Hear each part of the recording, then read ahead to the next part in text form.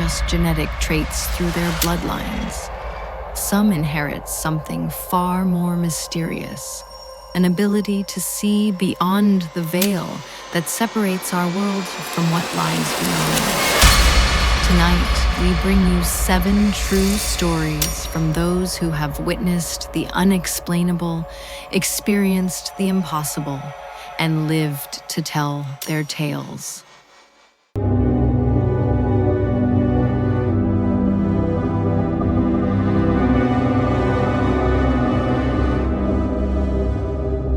These aren't mere ghost stories. These are real experiences, documented and verified, that will challenge everything you believe about reality. Some of these witnesses have never spoken publicly about their encounters until now. Others have spent years trying to understand what they've seen. So dim the lights, settle in, and prepare yourself. Because once you hear these stories, you may start questioning the shadows in your own home. Our first story takes us to a small cemetery in Scotland, where 7-year-old Sarah was about to experience her first encounter with the supernatural, an event that would mark the beginning of a lifetime of unexplained phenomena. It was an autumn morning in 1992. The air was crisp, leaves crunched beneath their feet as Sarah and her mother made their way through the rows of weathered headstones. They were visiting her grandmother's grave, something they did every month since her passing the year before. I remember everything about that morning, Sarah tells us, her hands trembling slightly as she recounts the experience. Mum was several yards away, arranging fresh flowers on Gran's grave. I was standing back, watching her, when I heard it. My name, spoken in Gran's voice, as clear as if she were standing right next to me. Sarah's mother was too far away to have whispered it, and they were alone in that section of the cemetery. What happened next would change Sarah's life forever. I felt a hand on my shoulder, she continues. Not a cold, ghostly touch like you hear about in stories. It was warm, familiar, exactly how my grandmother used to touch my shoulder when she was alive. The air around me grew warm, despite the autumn chill, and I could smell her perfume. Lily of the valley, the same scent she'd worn all her life. When Sarah turned around, there was no one there. But the experience wasn't frightening. It was comforting, as if her grandmother was letting her know she was still watching over her family. That's when I noticed something strange about the flowers Mum had just placed on the grave, Sarah recalls. They were rearranged, but not by the wind. The roses, which had been spread across the grave, were now gathered in a perfect bunch. Exactly the way Gran used to arrange them in her vases at home. Sarah's mother witnessed this final detail too, though they didn't speak about it until years later. It would be the first of many supernatural encounters for Sarah, who would come to realize that her ability to perceive the other side was inherited from her grandmother's bloodline. Our second story takes us to Belgium, where young Maria's experiences in her family's 3-story bungalow would test the boundaries between reality and nightmare. Her encounters would prove that sometimes the most terrifying hauntings are those that follow bloodlines through generations. Maria was 12 when the incidents began.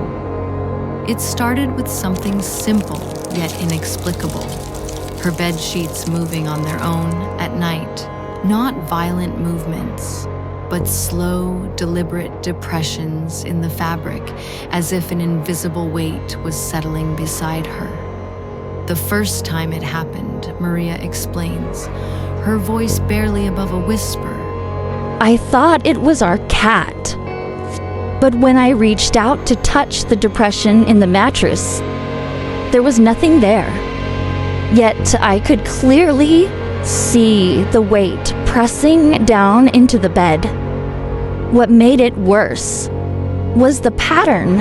It would start at the foot of the bed and slowly, so slowly, move up toward my pillow, like something was crawling toward me.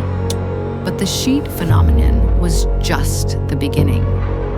Maria began noticing reflections where there shouldn't be any. Faces appearing in her bedroom window when there was no glass to reflect them. Shadowy figures moving independently of any light source. Most disturbing was her mother's reaction to these events. I caught her watching the same phenomena sometimes, Maria recalls. She would stand in my doorway at night, and I'd see her face change when she noticed the shadows moving. But we never talked about it. Not until years later did she confess that she'd seen the same things in her childhood home, and so had her mother before her. The entity seemed to grow bolder over time. Objects would move when no one was looking. Doors would lock themselves. And then came the night that changed everything. I woke up to complete silence. Maria continues. Not just quiet, but that heavy silence that feels like pressure in your ears. The air was ice cold, and I could see my breath. That's when I noticed the figure standing in the corner. It was tall, wearing what looked like a monk's robe, but made entirely of darkness. As I watched, frozen in terror, it turned toward me. Where its face should have been was just void. A darkness so complete it seemed to absorb the little light in the room. The next morning, Maria discovered 3 distinct scratches on her arm, red, raised marks that would eventually become permanent scars. But what terrified her most was finding identical marks on her mother's arm, made on the same night. This shared experience forced mother and daughter to finally discuss what they'd been witnessing. They learned that similar encounters had been reported by their female relatives for at least 4 generations, always starting around puberty and continuing throughout their lives. My mother finally told me about our family's history, Maria says. About how her grandmother had been known in their village as a sensitive, someone who could see beyond the veil. She believed this ability was passed down through the women in our family, along with whatever entity had attached itself to our bloodline generations ago. The haunting followed Maria when she left for university, hundreds of miles from her family home. Her roommate became a witness to the phenomena one night when the hooded figure made a dramatic appearance. We were studying late, Maria remembers, when the room suddenly went cold. Not just chilly, but a bone-deep cold that made our breath visible. The hooded figure appeared in the corner, and this time, it moved toward us. My roommate tried to scream, but no sound came out. We watched in horror as it grew taller, its head bending against the ceiling, before it seemed to absorb all the light around it. Every bulb in our room burst simultaneously, leaving us in complete darkness. Our third story takes us to Spain, where Miguel's experiences as a night security guard in a renovated historical building would challenge his understanding of reality and reveal a presence that demanded to be acknowledged. The building itself was unremarkable, a former warehouse converted into modern offices. But from his first night shift, Miguel knew something was different about the 3rd floor. I'd been working security for 15 years. Miguel begins, adjusting his collar as he speaks. I thought I'd seen everything, but nothing prepared me for what I encountered in that building. The entity Miguel came to call the Watcher first appeared during his second week on the job. He was making his routine rounds when he felt an overwhelming urge to look down the third-floor corridor.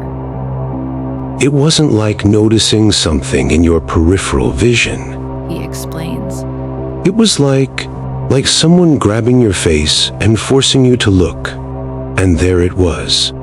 A figure as tall as the doorframe, standing perfectly still at the end of the hallway. But this wasn't a normal shadow or a trick of light. This thing was darker than darkness itself. What made the Watcher unique was its ability to command attention. Unlike most supernatural encounters where entities are glimpsed briefly or seen from the corner of one's eye, this presence demanded to be observed. It would stand there, completely motionless, for hours. Miguel continues. The security cameras would malfunction whenever it appeared, just static and visual distortion. But the strangest part was how it affected your mind. You couldn't ignore it. It was like it was pressing against your consciousness, forcing you to acknowledge its presence. Over the months, Miguel began to notice patterns in the Watcher's appearances. It would always manifest in the same spot, always at exactly 3:27 a.m., and always on nights when the moon was full. But it wasn't until he started researching the building's history that the true nature of his encounters became clear. The building had been a warehouse in the 1800s, He explains. and in that exact spot where the Watcher appears, there used to be an office belonging to the night watchman. According to the records, one watchman, Antonio Ruiz, worked there for 40 years without missing a single night until he died at his post in 1876. The most chilling detail came from an old newspaper article Miguel discovered. Antonio Ruiz had been described as unusually tall and was known for his habit of standing perfectly still in his doorway for hours, watching over the warehouse floor.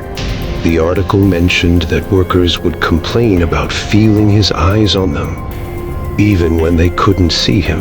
Miguel says. They said it was like being physically forced to look in his direction. Sound familiar? But Miguel's story takes an even darker turn. One night, frustrated by the constant presence, he decided to confront the entity. I walked straight down that hallway toward it.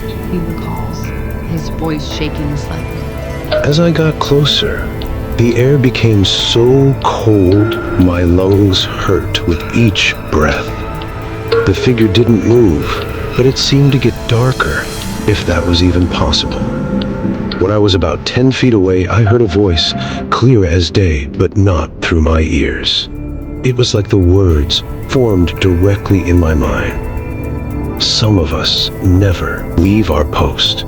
The next morning, Miguel discovered a perfect handprint burned into the wall, exactly where the Watcher always stood. A mark that no amount of painting or plastering has been able to cover.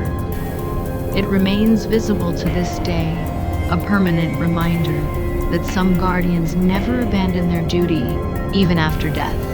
Our fourth story brings us to the Scottish Highlands, where Claire Mackenzie's encounter with a tragic spirit would reveal how some moments in time leave permanent scars on reality itself. Claire was staying at her aunt's countryside home, a modest two-story house overlooking a serene lake. Nothing about the property suggested it might be haunted. It was built in the 1990s, had no violent history, and was surrounded by pristine natural beauty. But on her second night there, Claire would experience something that would haunt her forever. It was just after midnight. Claire begins. her Scottish accent thickening as she recalls the event.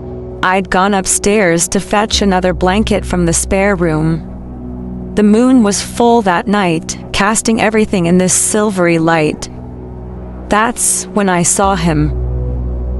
Standing by the window was a young man, probably in his mid-20s, wearing chinos and a cream-colored shirt. He was facing the lake, hands clasped behind his back, completely still. Everything about him seemed perfectly normal, except for one horrifying detail. Where his head should have been, there was nothing. Claire says, her voice barely above a whisper. Not darkness, not a blur, just empty space above his collar. But what struck me most wasn't the horror of his appearance. It was the profound sadness that seemed to radiate from him. I could feel his despair like a physical weight in the room. The apparition remained motionless for several minutes before slowly turning toward Claire. Though he had no head, she could sense his awareness of her presence. Then, with deliberate movements, he raised one hand and pointed toward the lake before fading away. The next morning, Claire couldn't shake the experience. She described the encounter to her aunt, who became visibly pale. That's when the true story emerged. My aunt finally told me about Thomas, Claire explains. He was a local boy who'd lived in the house with his parents in the early 1980s. He'd been brilliant, graduated university with honors, had a promising career ahead of him, but he suffered from severe depression. One summer night in 1983, he walked down to the lake and took his own life with a shotgun. What made the encounter even more chilling was the detail Claire couldn't have known. Thomas had been wearing chinos and a cream shirt the day he died. The same clothes his spirit now wore in eternal repetition of his final moments. Even more disturbing was the watch Claire had noticed on the apparition's wrist. His parents had given him that watch for his university graduation, Claire says. It was found next to his body, stopped at 12:17 a.m., the exact time I saw his spirit by the window. But the story doesn't end there. After learning about Thomas, Claire felt compelled to visit his parents, who still lived in the nearby village. What they shared added another layer to the haunting. They told me Thomas had been sensitive to the paranormal since childhood. Claire reveals. He would see things others couldn't, sense presences, know things he shouldn't have known. His mother said he once told her, "Some of us see too much of what's on the other side." She wonders now if that ability contributed to his struggle with depression. The final piece of the puzzle came when Claire discovered she shared a birthday with Thomas, May 17th. In Celtic tradition, those born on this date are said to have the ability to see beyond the veil. Perhaps this connection explained why, of all the people who had stayed in that room over the years, Claire was the one who could see Thomas clearly. Our fifth story takes us to a Victorian townhouse in London, where Victoria Bennett's encounter with a spectral resident would challenge her understanding of ownership and time itself. Victoria had just purchased the beautiful 3-story townhouse in Kensington, drawn to its original features and rich history. Built in 1870, the house had maintained much of its Victorian character, from the ornate moldings to the original hardwood floors. But it wasn't until she moved in that Victoria realized she wasn't the only one who called the house home. It started with the sounds, Victoria explains, settled into an antique armchair in her front parlor. the swish of heavy skirts on our wooden floors, the tap, tap, tap of heeled boots in the hallway. At first, I dismissed it as the house settling or sounds from neighboring properties. But then the scents began. Lavender and rose water appearing and disappearing in different rooms. The encounters escalated gradually. Objects would be moved when Victoria was alone in the house. Teacups rearranged, books relocated to different shelves, curtains drawn or opened without explanation.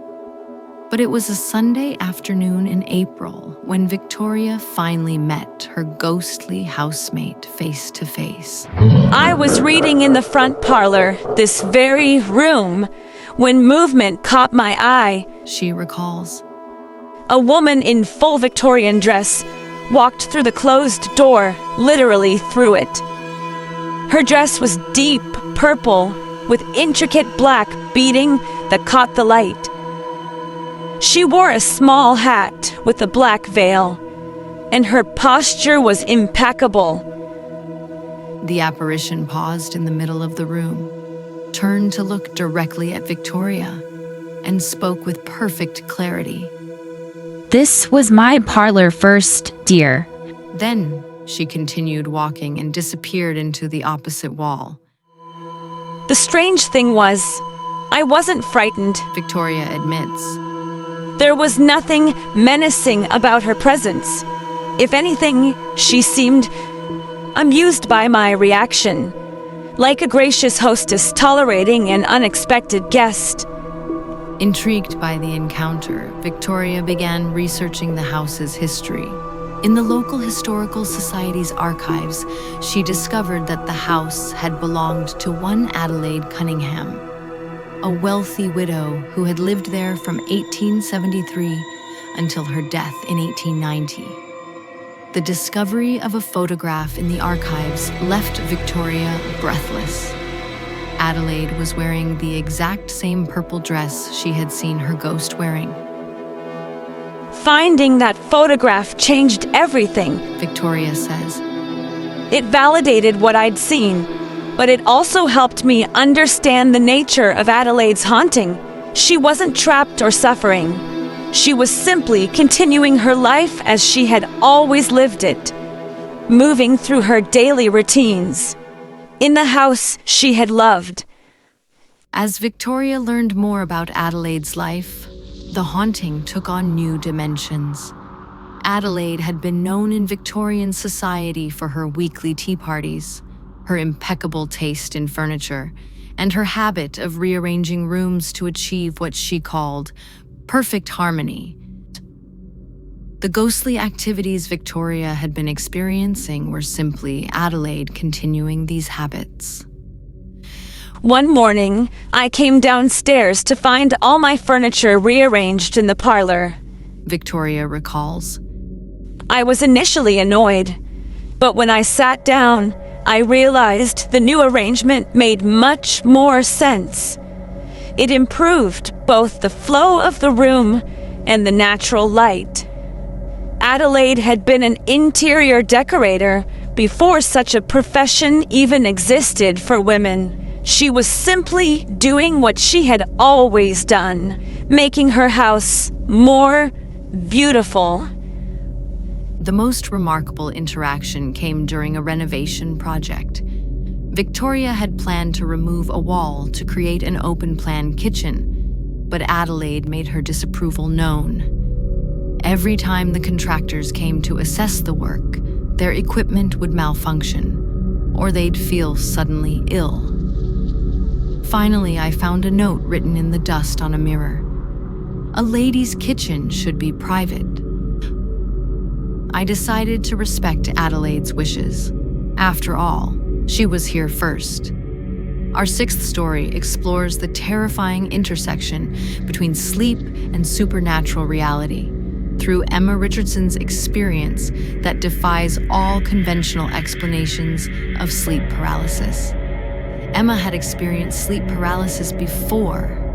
That terrible sensation of waking up unable to move, often accompanied by a feeling of presence or pressure. But what happened in her boyfriend's house one winter night, went far beyond any normal sleep paralysis episode. I remember waking up and immediately knowing something was wrong. Emma begins, her hands visibly shaking as she recounts the experience. The paralysis was familiar, that inability to move, the pressure on my chest. But then I saw it, and everything I thought I knew about sleep paralysis went out the window. At the foot of the bed stood a shadow figure, human-shaped and seemingly solid despite being composed of pure darkness. But what happened next defied all natural laws. As I watched, unable to move or scream, it began to grow. Emma continues. Not like a shadow stretching. This was physical growth.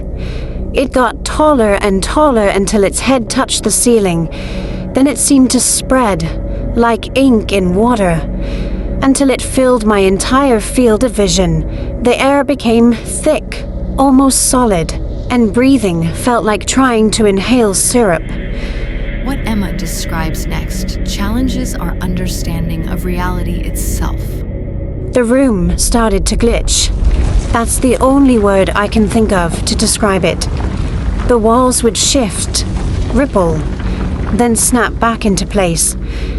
I could hear sounds that shouldn't exist, like multiple radio stations playing at once, but in languages I didn't understand. Through it all, that figure just kept getting darker, more solid, more real. But the true horror came when Emma finally broke free from the paralysis. When I could finally move, I discovered my pajamas had been removed and were folded neatly on a chair across the room. I know I went to bed wearing them. My boyfriend was beside me, still asleep, but when I woke him, he was drenched in sweat. Her boyfriend, Mark, had his own disturbing experience that night. I was having the most intense nightmares. He recalls. I dreamed something was watching us from every corner of the room simultaneously. In the dream, I could feel its attention like a physical weight, like being stared at by something ancient and hungry. The next morning revealed the most chilling evidence that this was more than just a dream. We both had identical scratches down our backs. Emma says. 3 parallel lines, too long and deep to be self-inflicted, in exactly the same pattern on both of us. The doctors couldn't explain it. The scratches seemed to have been made by something with claws, but they weren't inflamed or infected like animal scratches would be. The experience changed Emma's understanding of reality. People tried to explain sleep paralysis as a brain glitch, a temporary malfunction where your mind is awake but your body isn't. But how does that explain shared experiences? Physical marks, missing clothes, something crossed over that night, something that could manipulate not just our perceptions, but physical reality itself. The aftermath of that night continued to manifest in subtle but undeniable ways. Electronic devices would malfunction in their bedroom. The temperature would drop inexplicably. And sometimes, in the corner of their eyes, they would catch glimpses of something tall and dark, growing taller still, as if reaching for the ceiling. Our final story reveals that not all entities from beyond the veil come with malicious intent. Through Rebecca Thompson's extraordinary encounter, we learn about the protective spirits that stand guard against darker forces. Rebecca had been sensitive to the supernatural since childhood, but nothing prepared her for the night when darkness and light clashed in her bedroom. For months, she had been terrorized by shadow figures, entities that grew increasingly bold and aggressive in their manifestations. They started small. Rebecca explains, her voice growing stronger as she speaks. just glimpses of movement in dark corners, shadows that didn't match any light source. But over time, they became more substantial, more threatening. They would follow me from room to room, growing larger and darker each time they appeared. The culmination came on a winter night when 3 shadow figures cornered her in her bedroom. I could feel their malevolence. She recalls. It was like being surrounded by pure hatred. They were blocking every exit, growing larger, seeming to feed off my fear. I thought that was it. That whatever they had been building up to was finally going to happen. But in that moment of ultimate terror, something remarkable occurred. A sphere of pure white light, about the size of a basketball, materialized between me and the shadow figures. Rebecca describes, her face brightening at the memory. It pulsed with energy, and I felt this overwhelming sense of peace and protection wash over me. The shadows recoiled from it like they'd been burned. The light grew brighter, and Rebecca witnessed what she can only describe as a battle between light and darkness. Tendrils of energy extended from the sphere, pushing the darkness back. The shadow figures tried to resist, but every time the light touched them, pieces of their darkness seemed to dissolve. Finally, there was this burst of brilliant white light, and when it faded, the shadows were gone. But the sphere of light wasn't finished. It moved slowly around Rebecca's room, touching each wall, window, and corner.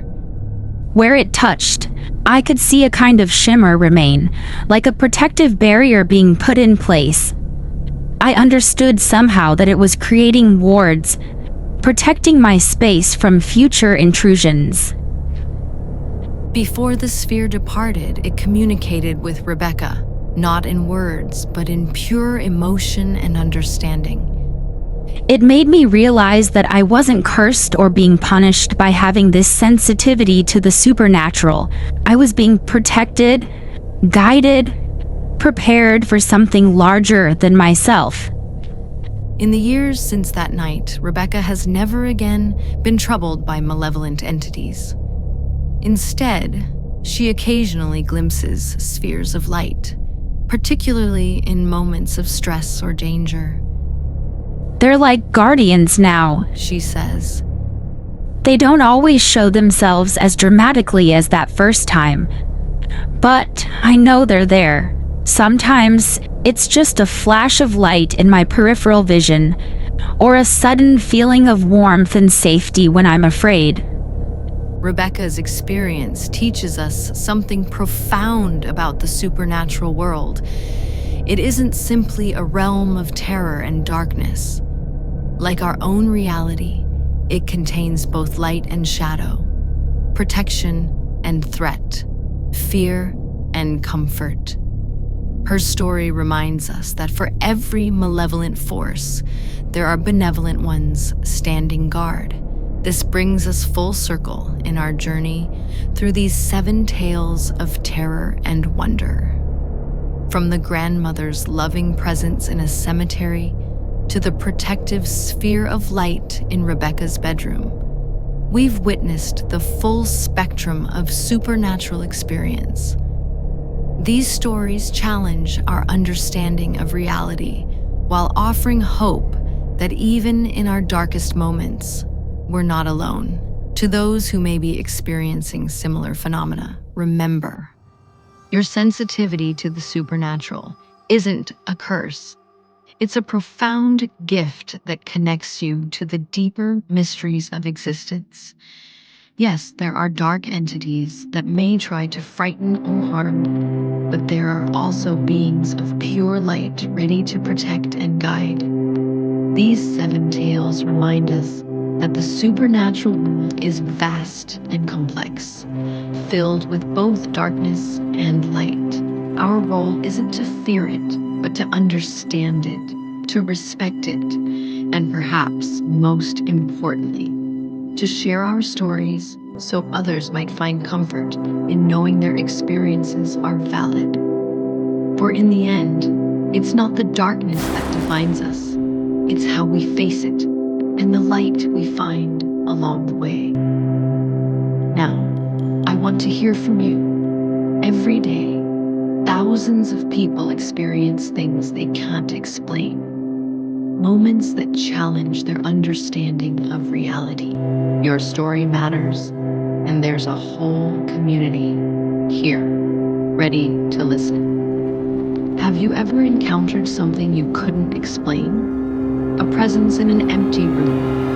A voice when no one was there? Or maybe a guardian spirit that appeared just when you needed it most?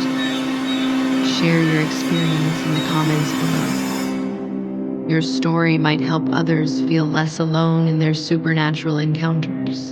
And if you want to join our growing community of paranormal witnesses and investigators, make sure to hit that subscribe button and ring the notification bell. Every week, we bring you new, authentic supernatural encounters, carefully researched and respectfully presented. Don't forget to like this video if these stories resonated with you, and share it with someone who needs to hear they're not alone in their paranormal experiences. Together, we're building a sanctuary for those who've witnessed the unexplainable. Remember, sometimes the most unbelievable stories are the ones that need to be told the most. Until next time, keep watching the shadows, and don't forget to look for the light within them.